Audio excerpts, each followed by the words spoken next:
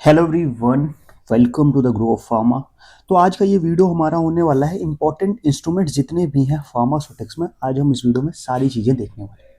ठीक है, इससे पहले मैंने एक वीडियो बनाया था जिसमें इंपॉर्टेंट इक्वेशंस के बारे में बात करी थी और मैंने बताया था कि इंपॉर्टेंट इक्वेशन से लास्ट ईयर 3 क्वेश्चन आए थे और इंपॉर्टेंट इंस्ट्रूमेंट्स से लास्ट ईयर 2 क्वेश्चन आए थे। ठीक है, तो अगर आपने ये टॉपिक इससे पहले वाला वीडियो नहीं देखा तो जाके उसको देख लेना। और इस वीडियो में मैं आपको बताऊंगा कि कौन कौन से इंस्ट्रूमेंट जो है वो इंपॉर्टेंट है जिसके बारे में आपको पता होना चाहिए। ठीक है, तो आ जाओ फिर फटाफट से वीडियो को स्टार्ट करते हैं। बिकॉज अब आपने एग्जाम में टाइम बिल्कुल भी नहीं बचा हुआ है, तो हमें ऐसे ऐसे पॉइंट्स को फास्ट रिवाइज करना पड़ेगा जिनसे डायरेक्ट क्वेश्चन आने की प्रोबेबिलिटी बहुत ज़्यादा है। बिकॉज एनबीएमएस जो है वो डायरेक्ट ऐसे ही छोटे छोटे पॉइंट से क्वेश्चन पूछता है। ठीक है, तो आ जाओ फटाफट से स्टार्ट करते हैं। तो देखो, सबसे पहला जो है कि कौन सा इंस्ट्रूमेंट है। सबसे पहला जो इंस्ट्रूमेंट है अपने पास पार्टिकल साइज और पार्टिकल वॉल्यूम को मेजर करने के लिए। तो particle size and particle volume को मेजर करने के लिए कौन सा इंस्ट्रूमेंट हम यूज करते हैं? कूल्टर काउंटर मेथड का हम लोग यूज करते हैं। ठीक है, नेक्स्ट अपने पास आता है क्या? बल्क डेंसिटी को मेजर करने के लिए। बल्क डेंसिटी को मेजर करने के लिए अपने पास क्या है? Bulk density operators. डायरेक्ट नाम याद रखो, बल्क डेंसिटी एपरेटस। नेक्स्ट अगर हम आगे बात करें, अपने पास ट्रू डेंसिटी। तो ट्रू डेंसिटी को मेजर करने के लिए अपने पास क्या है? Helium pycnometer, gas and liquid displacement method use होता है। ये किसके लिए होता है? ये हमारा ट्रू डेंसिटी को मेजर करने के लिए यूज होता है। नेक्स्ट अपने पास है ग्रेनुलर डेंसिटी। तो ग्रेनुलर डेंसिटी किससे मेजर की जाती है? ग्रेनुलर डेंसिटी हमारी मेजर की जाती है मर्करी डिस्प्लेसमेंट मेथड से। और अगर हम लास्ट आज इस स्लाइड की बात करें तो इसमें है सरफेस एरिया। सरफेस एरिया को मेजर करने के लिए जो इंस्ट्रूमेंट होता है वो होता है शॉप्टोमीटर। इसके अलावा जो इक्वेशंस होता है वो होता है BET equation, Poiseuille equation and Kozeny Carman equation. और ये कोजेनी कार्मैन इक्वेशन ही 2025 में एनबीएमएस ने पूछा था। ठीक है, तो आपने अगर नहीं उस इक्वेशन वाला लेक्चर नहीं देखा तो जाके देख लेना। ठीक है, तो हमने क्या क्या देख लिया? पार्टिकल साइज और वॉल्यूम के लिए कूल्टर काउंटर मेथड है, बल्क डेंसिटी के लिए बल्क डेंसिटी एपरेटस है, ट्रू डेंसिटी के लिए helium pycnometer, gas and liquid displacement method है, देन ग्रेनुलर डेंसिटी के लिए मर्क्यूरी डिस्प्लेसमेंट मेथड है, surface area sorptometer, BET equation, Poiseuille equation और कोजेनिक कैरमैन इक्वेशन। ठीक है, तो ये इतना आपको होना चाहिए। नेक्स्ट अगर हम बात करें, अगला जो है अपने पास, अगला क्या है? Sedimentation flow rate. Sedimentation flow rate को मेजर करने के लिए हम लोग किसका यूज करते हैं? एंडरसन पाइपेट का यूज करते हैं। और अगर फ्लो रेट को डिटरमाइन करना है नॉर्मल, तो हम किसको यूज करेंगे? शेयर बॉक्स का यूज किया जाता है, इसको याद रखना। विस्कोसिटी, विस्कोसिटी के लिए किसका यूज करते हैं हम लोग? ओस्ट वर्ल्ड विस्कोमीटर नॉर्मल, इस विस्कोसिटी के लिए हम लोग यूज करते हैं। और अगर हमें लिक्विड को स्मॉल कंटेनर में यूज फिल करना है तो हम किसको यूज करेंगे? कॉर्नवॉल पिपेट का यूज करेंगे। और अगर हमें क्या मेजर करना हो? हमें मेजर करना हो ऑक्यूलर टेंशन, तो ऑक्यूलर टेंशन के लिए हम लोग किसका यूज करेंगे? हम लोग यूज करेंगे टोनोमीटर का। ठीक है, मैंने एक चीज लास्ट लास्ट लेक्चर में भी आपको बताई थी, जब हम वो वाला बताया था, इक्वेशन वाला बताया था, तो उसमें मैंने बोला था कि ऐसे ही एक ब्लैंक शीट लो जिसमें सारी चीज़ें लिखो और अपने सामने चिपका लो जहाँ पे आप बैठ के पढ़ रहे हो। और इससे क्या होगा कि डेली आपको 30 मिनट्स में कर रहा हूँ, डेली 5 से 10 मिनट, 5 मिनट में आप इक्वेशन रिवाइज कर लोगे, 5 मिनट में आप रिवाइज कर लोगे क्या ये इंस्ट्रूमेंट, 10 मिनट में आप रिवाइज कर लोगे। और ये 10 मिनट आराम से आपके 2 से 3 क्वेश्चन को आराम से एग्जाम में देके चला जाएगा। ठीक है, चलो नेक्स्ट अगर हम आगे बात करते हैं, अगला जो है अपने पास वो क्या है? Vapour pressure. वेपर प्रेशर को मेजर करने के लिए इसका यूज करते हैं आइसोपेस्टिक मेथड और हिल ब्लेड एपरेटस का यूज करते हैं। ऑस्मोटिक प्रेशर को मेजर करने के लिए ऑस्मोमीटर यूज किए थे।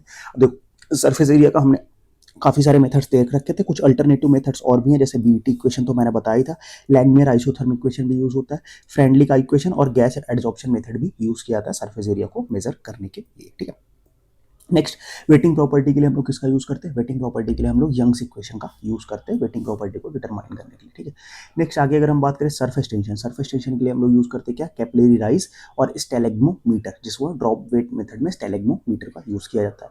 इंटरफेशियल टेंशन के लिए हम लोग किसका यूज करते हैं? डू नॉय रिंग मेथड का यूज करते हैं। इमल्सन की अगर हमें विस्कोसिटी मेजर करनी हो किसी भी इमल्शन की, तो हम लोग क्या यूज करेंगे? इमल्शन की विस्कोसिटी मेजर करने के लिए कोन प्लेट विस्कोमीटर का यूज करते हैं इमल्शन की विस्कोसिटी को मेजर करने के लिए। ठीक है, उसके अलावा अगर हमारे पास ये पता करना हो कि इमल्शन की जो विस्कोसिटी है वो एज के साथ कितना चेंज हुआ है, तो उसको हम लोग किससे मेजर करेंगे? उसके लिए हम लोग पेनेट्रोमीटर का यूज करते हैं। ठीक है, नेक्स्ट अगर हमें ये पता करना हो कि इमल्शन जो है, इमल्शन में क्रीमिंग एंड सेडिमेंटेशन हुआ कितना है, तो उसके लिए हम लोग ब्रूकफील्ड विस्कोमीटर का यूज करते हैं। ठीक है, तो क्या क्या हो गया? सरफेस टेंशन के लिए कैपिलरी राइज स्टेलेग्मोमीटर हमारा क्या ड्रॉप वेट मेथड में हो गया, इंटरफेशियल के लिए डू नॉय रिंग मेथड हो गया, इमल्शन की अगर हमें विस्कोसिटी मेजर करनी हो तो कोन एंड प्लेट मेथड का यूज करेंगे। चेंज इन इमल्सन की विस्कोसिटी अगर जाएगी, जितना हमने स्टोरेज किया तो एज के साथ इमल्सन की विस्कोसिटी में चेंज आएगा, उसको मेजर करने के लिए हम लोग यूज करते हैं पेनेट्रोमीटर। और अगर इमल्शन में हमें ये डिटेक्ट करना है कि क्रीमिंग एंड सेडिमेंटेशन कितना हुआ, तो कौन सा विस्कोमीटर यूज होगा? ब्रूकफील्ड विस्कोमीटर यूज होगा। ठीक है, तो इस पर कंफ्यूज नहीं होना है। ठीक है, नेक्स्ट आगे हम अगर बात करते हैं, अगला जो है अपने पास वो कौन सा है? वो है इलेक्ट्रिकल कंडक्टिविटी। अगर इमल्शन में हमें इलेक्ट्रिकल कंडक्टिविटी का मेजरमेंट करना हो तो हम लोग क्या यूज करेंगे? प्लैटिनम इलेक्ट्रोड एंड माइक्रो एम्पोरीमेट्री का यूज़ करते हैं। ठीक है, तो क्या क्या हो गया हमारे पास। और एक और इमल्शन का, अगर इमल्शन की पार्टिकल साइज को मेजर करना है तो हम लोग कौन सा इक्वेशन यूज़ करेंगे, कौन सा इंस्ट्रूमेंट यूज़ करेंगे, sorry, microscope light scattering method. ठीक है, तो अभी तक हमने इमल्शन में क्या क्या पढ़ लिया। देखो इमल्शन में अगर हमारे पास इमल्शन की विस्कोसिटी थी तो हम लोग विस्कोसिटी के लिए क्या यूज़ कर रहे थे, कोन प्लेट विस्कोमीटर यूज़ कर रहे थे। देन हमने देखा कि चेंज इन इमल्शन की विस्कोसिटी विथ एज, अगर एज के साथ जो चेंज हो रही है तो उसके लिए हम लोग क्या यूज़ कर रहे थे, उसके लिए हम लोग यूज़ कर रहे थे पेनेट्रोमीटर का यूज़ कर रहे थे। देन अगर हम बात करें तो क्रीमिंग एंड सेडिमेंटेशन को डिटेक्ट करने के लिए इमल्शन में क्या यूज़ कर रहे थे, हम लोग ब्रूकफील्ड विस्कोमीटर का यूज़ कर रहे थे। देन उसके बाद इलेक्ट्रिकल कंडक्टिविटी के लिए हम लोग प्लेटिनम इलेक्ट्रोड का यूज़ कर रहे हैं। और पार्टिकल साइज के लिए हम लोग क्या यूज़ करेंगे, माइक्रोस्कोप लाइट स्कैटरिंग मेथड। ठीक है, तो आई होप ये पॉइंट आपको क्लियर हो गया होगा।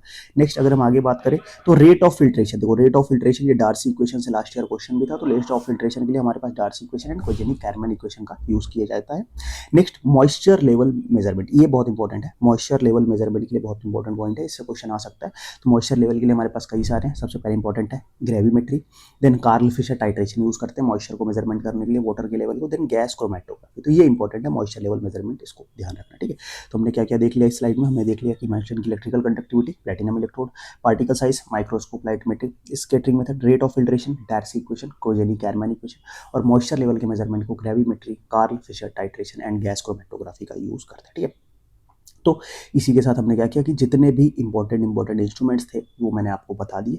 बाकी वीडियो कैसा लगा कमेंट सेक्शन में ज़रूर बताना, और अगर कोई भी आपको डाउट होता है तो आप मेरे को कमेंट बॉक्स में पूछ सकते हो। अदरवाइज आप जाके व्हाट्सअप ग्रुप, इंस्टा और टेलीग्राम चैनल ज्वाइन करो, वहाँ से भी आप मेरे को डायरेक्ट मैसेज करके पूछ सकते हो। ठीक है, तो इस टाइम पर मैं सभी मैसेजेस का रिस्पॉन्ड कर रहा हूँ, तो आपको कोई भी डाउट, कोई भी क्वेरी होती है तो आप मेरे को वहाँ से पूछ सकते हो। और अगर कोई भी और मेरे आपको चाहिए ऐसे शॉर्ट वीडियोज़ की सजेशन में कि आपको कोई किसी पर्टिकुलर टॉपिक पर वीडियो चाहिए तो भी आप मुझे कमेंट बॉक्स में बता देना, मैं उस पर वीडियो लेके आऊँगा। ठीक है, तो फिर आज का वीडियो हम लोग यही एंड करेंगे। बट इससे पहले अगर आपने लास्ट वीडियो नहीं देखा है इक्वेशन वाला तो वो जाके देख लो और चैनल एक बार विजिट कर लेना, काफ़ी सारे इंपॉर्टेंट पॉइंट्स आपको मिल जाएंगे। ठीक है, तो फिर आज का वीडियो हम लोग यही एंड करेंगे, मिलते हैं नेक्स्ट वीडियो में, तब तक के लिए बाय बाय।